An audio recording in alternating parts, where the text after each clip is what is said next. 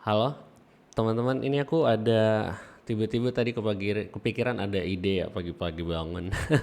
Nggak tahu kenapa, kayaknya lagi semangat hari ini. Jadi kalau di Indonesia itu kan kita nggak hanya di Indonesia sih, maksudnya di semua tempat. Most of the time kita kurang sama tenaga pengajar, ya kan?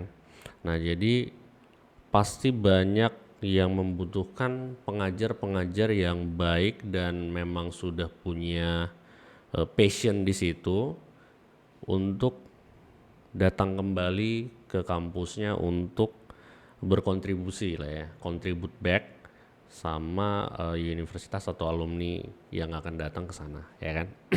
Nah, the issue adalah setiap orang itu pasti punya priority masing-masing dalam hidupnya, ya kan? Jelas lah ya.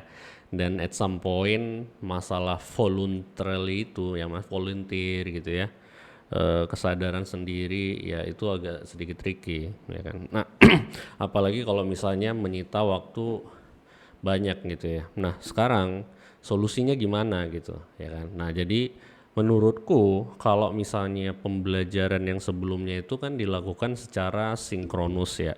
Jadi mungkin teman-teman yang informatika ya kan, karena judulnya juga Asynchronous Informatics Education for All gitu ya, computational thinking or ya something lah ya. Nah, jadi kalau misalnya teman-teman tahu tentang komunikasi ya kan, atau communication ya kan, misalnya di sini ada A, ini B gitu ya, misalnya si A dan si B.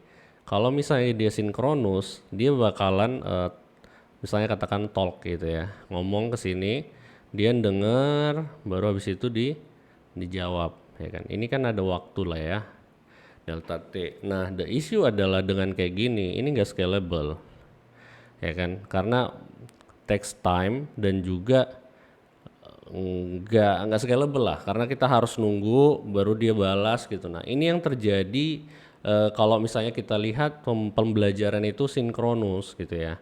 Jadi artinya harus tatap muka dan yang lain-lain gitu kan.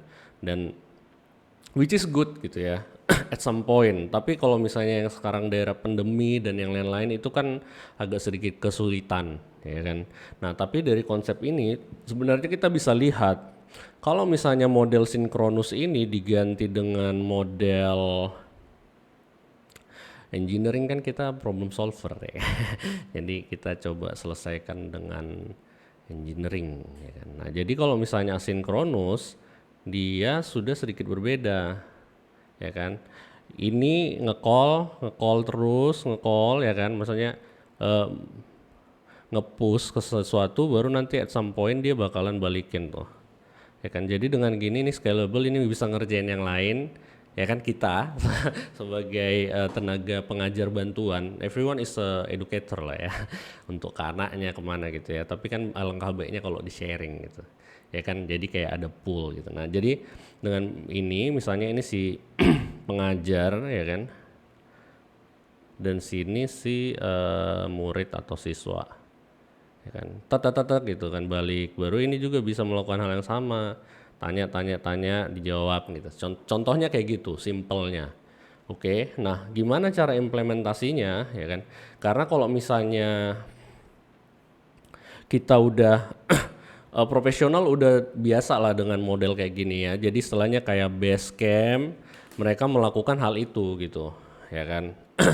Coba kalau misalnya kalian lihat di sini base camp, mereka yang pertama, bukan pertama sih, maksudnya model konsinkronus itu udah lama, tapi mereka yang kayak getol banget untuk ngepopularize itu gitu. Misalnya yang kayak gini ya, ada remote resources, coba kalian lihat ya. Jadi mereka memberikan apa ya?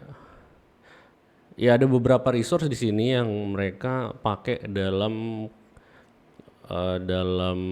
pekerjaan mereka ya kan, social remote team dan lain-lain. Mereka itu basically mereka itu asinkronus, jadi artinya semua dilakukan dengan written ya kan. Dengan begitu ya kalau misalnya kita ngomong kayak aku pasti banyak masalah gitu, karena apa yang kupikirkan langsung kubilang gitu. Tapi kalau misalnya kita nulis, nah itu makin rapi gitu dan bisa diedit gitu ya, dan kontennya masih lebih high quality gitu kan, makanya buku masih tetap lebih bagus dari video. Jadi ini kan ada something kayak gini ya kan. Nah kalau kalian lihat ini mereka cara mekanismenya, nanti kalian bisa baca, oke. Nah dan di sini, nah ini penting karena di kehidupan pekerjaan juga ini nanti akan terjadi gitu ya. Soalnya nih banyak banget message yang pending gitu kan.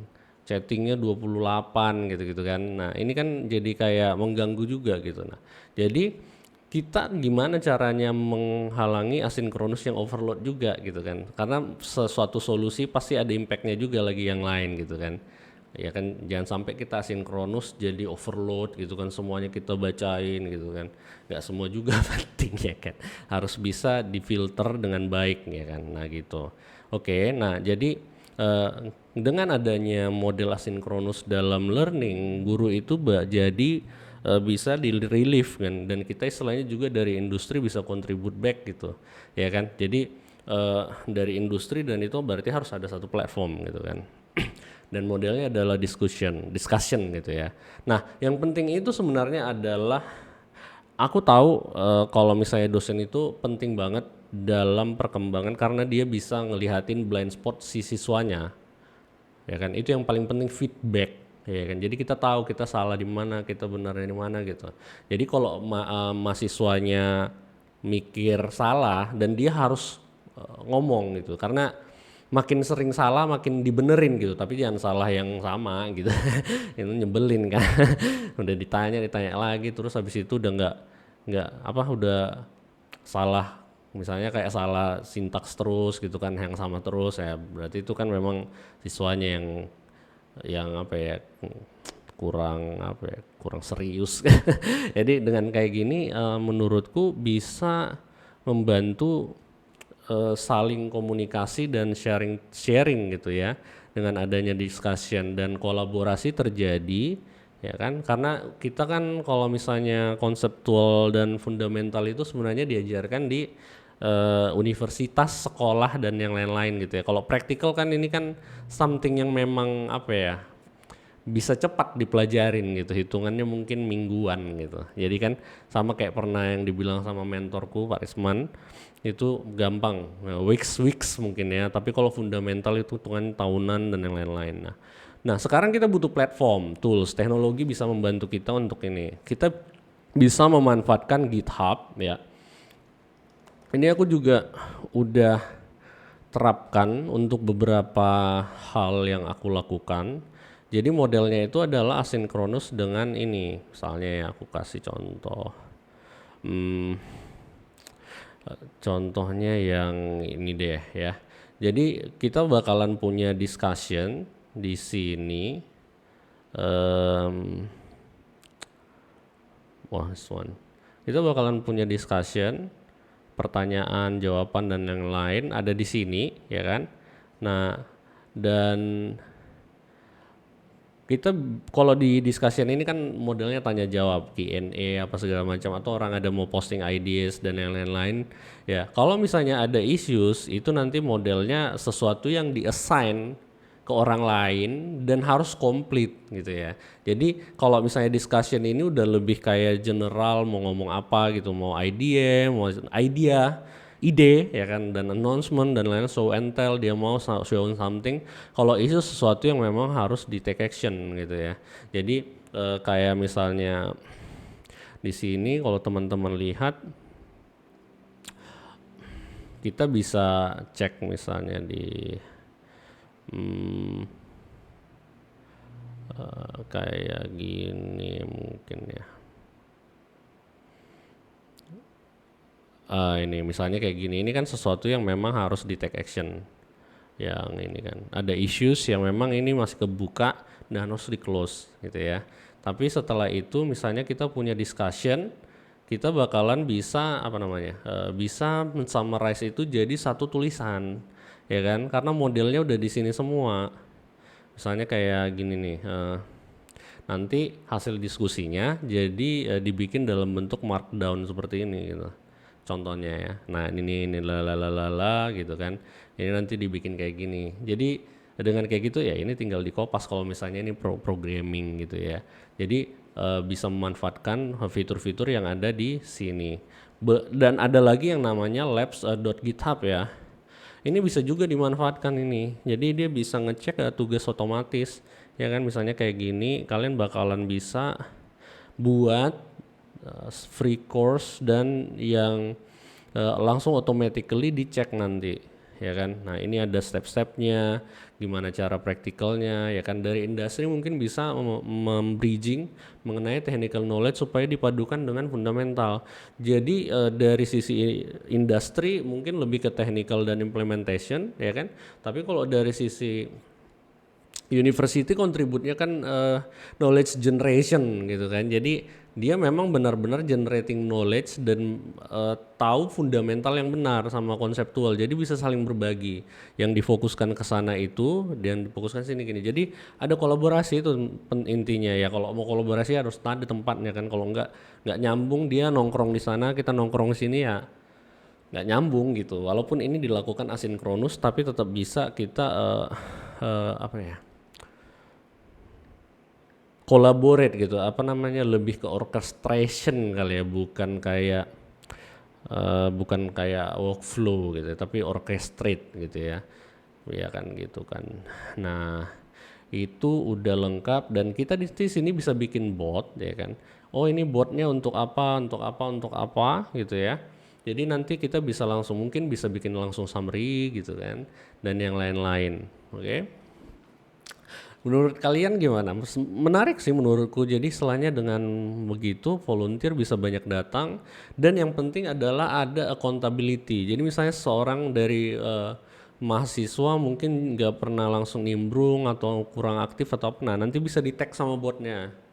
Ya kan? Nanti kalau misalnya dari si industrinya dia kan udah punya spesialisasi, dia mungkin belum pernah jawab, nah nanti di tag sama dia gitu. Oh ini tolongin jawabin ini. Jadi kan lebih smart gitu kan. Makin banyak data training kita makin banyak, baru kita nanti bisa doing a good stuff, more good stuff dan creative part gitu ya. Tapi untuk sementara ya memang harus dilakukan di awal. Kayak misalnya ini si David Kellerman ini dia memanfaatkan Microsoft Teams ya kan untuk ngajar. Dan dia jadi membuat pembelajaran itu menarik dengan ini. Tapi kita kan nggak perlu pakai Microsoft Teams kan. Ini kan terserah sih kalau misalnya mau ada license, dan ini ada license education juga. Ini ada di OneNote, dia sharing di OneNote-nya, terus nanti orang bisa nanya, dan kalau misalnya ada simulasi lagi kan. Jadi experience-nya adalah bringing every student in front of the classroom gitu. Jadi depan kita ditunjukin gitu kan. Malah jadi lebih efektif, right? Interesting kan? Itulah dia kalau memang kreatif ya kan. Jadi bukan jadi menghambat pembelajaran gitu kan, tapi jadi meningkatkan dengan constraint yang ada di kita. Jadi lebih baik ya kan. Ada AS untuk summarization, kita punya data statistik, analytics dari setiap siswa, engagement gitu kan. Terus alumni juga bisa bikin asinkronus video misalnya kayak gini ya. Jadi setelahnya kan nggak semuanya bisa diketik, atau lebih gampang kadang mungkin dengan video ya udah di record sedikit. Ini gini sebenarnya maksudnya gini gitu kan. Dia jelasin nih singkat aja. Ini gini cara makainya, udah diposting, baru dikasih nanti di GitHub-nya, baru nanti itu jadi konten yang mungkin bisa dibikin everlasting gitu kan. Tapi kalau teknologi kan datang dan pergi ya. Tapi kalau misalnya yang kayak fundamental konseptual itu kan stays forever, lebih lama dia usangnya gitu ya kan. Kayak object oriented functional kan nggak langsung usang gitu. Tapi kalau misalnya kayak Macromedia Flash yang contohnya yang kayak gitu-gitu. Jadi kira-kira sih ini kira-kira sedikit dari ide dari aku. Mungkin bisa kita telaah bareng-bareng ya kan. Jadi semuanya bisa bekerja sama, kolaborasi tanpa adanya bottleneck di educator gitu ya. Jadi nggak jadi ya kan, kalau sinkronus kan pasti ada bottleneck kan. Kalau ininya nggak ada ya ininya siapa yang jawab gitu kan. Jadi dengan kayak gini bisa scaling. Harapannya sih kayak gitu. Oke, ada volunteer, ya memang cara manage volunteer pun pasti beda kan, karena berdasarkan apa ya, tetap ada komitmen, tapi that's not their first priority lah, karena punya masing-masing punya itu tanggung jawab sendiri gitu. Oke. Anyway, that's all from me. Mudah-mudahan bisa dimengerti dan mungkin bisa dikomentarin dan kritik juga bisa kita matangkan konsep ini apa yang bisa dilakukan dan apa yang tidak. Karena kan setiap proposal pasti ada pro and cons dan mudah-mudahan kita bisa melihat dari sudut pandang yang how to make this work sesuai dengan cita-cita kita yang sebagai bangsa yang merdeka dan kampus yang merdeka ya, tapi ada peraturannya. Anyway, thank you for all. So, I hope the asynchronous informatics education for all can happen and maybe this can be the good solution for our education problem. Ya, jadi dosennya berkembang, siswanya berkembang dan industri juga berkembang. Jadi kolaboratif environment ya. Thank you. See you next time. Bye.